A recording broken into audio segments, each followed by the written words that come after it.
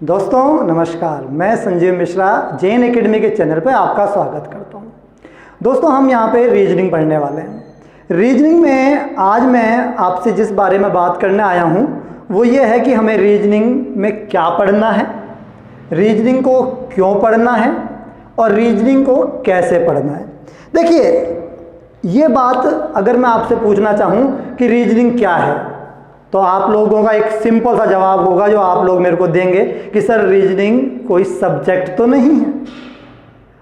कैसे? क्योंकि आज तक आपने किसी भी कंपटीशन के अलावा किसी भी स्कूल कॉलेज के सिलेबस में रीजनिंग को नहीं देखा होगा। कंपटीशन में ये एक सब्जेक्ट है लेकिन स्कूल कॉलेज में ये कोई सब्जेक्ट नहीं है। इसका मतलब रीजनिंग का उद्भव कहाँ से हुआ, रीजनिंग का ओरिजिन क्या है।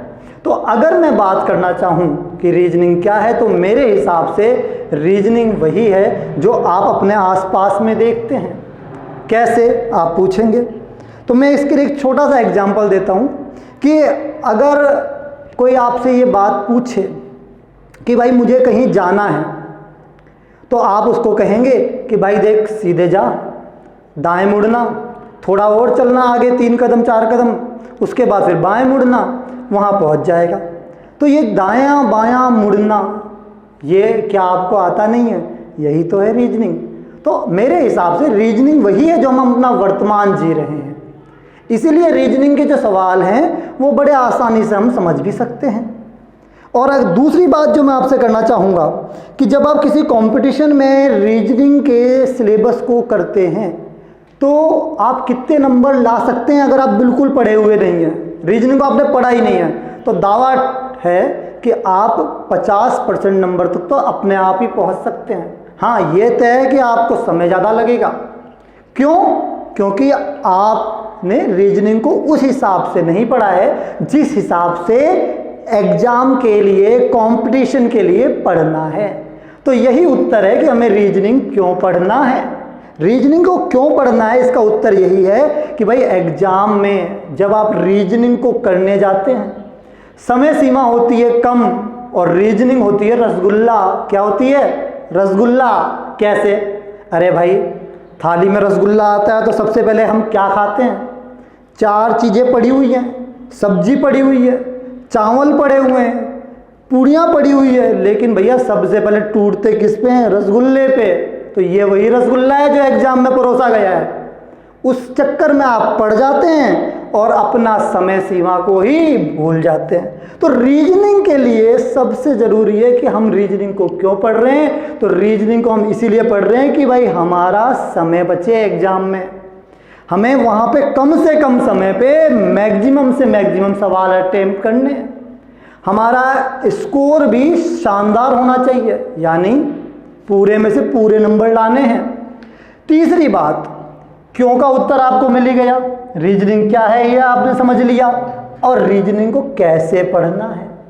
तो देखिए दोस्तों, मैं आपसे बात करूं कि रीजनिंग को कैसे पढ़ना है तो रीजनिंग को पढ़ने के लिए हमें मेरे हिसाब से पूरा पढ़ना है।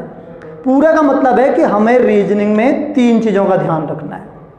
कौन कौन सी 3 चीज़ों का ध्यान रखना है तो मैं यहाँ पे आपको लिख के बता रहा हूँ। पहला, हमें कॉन्सेप्ट का ध्यान रखना है।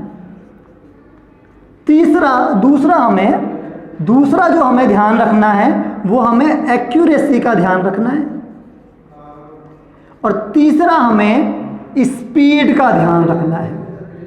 दोस्तों इस बारे में आपसे मैं डिस्कस करता हूँ कि ये कॉन्सेप्ट, एक्यूरेसी और स्पीड क्या है। देखिए, जब आप रीजनिंग का पेपर उठाएंगे तो कॉन्सेप्ट इसलिए ज़रूरी है कि जो भी आप सवाल करें वो आपका 100% क्या हो? सही। तो सही कॉन्सेप्ट होगा तो ही सही एक्यूरेसी आने वाली है। अब एक्यूरेसी क्यों? क्योंकि बेटा आप लोग सभी जानते हो कि कोई भी अब हम कंपटीशन की बात करते हैं तो वहाँ पे नेगेटिव मार्किंग होती है। यानी अगर आपने 50 में से 40 क्वेश्चन सही किए हैं तो आपको उसके नंबर मिलेंगे और जो 10 क्वेश्चन आपने गलत किए हैं उसके नंबर नहीं मिलेंगे।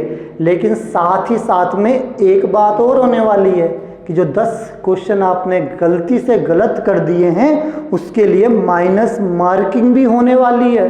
किसी एग्जाम में 25% होती है, किसी एग्ज़ाम में 33% होती है।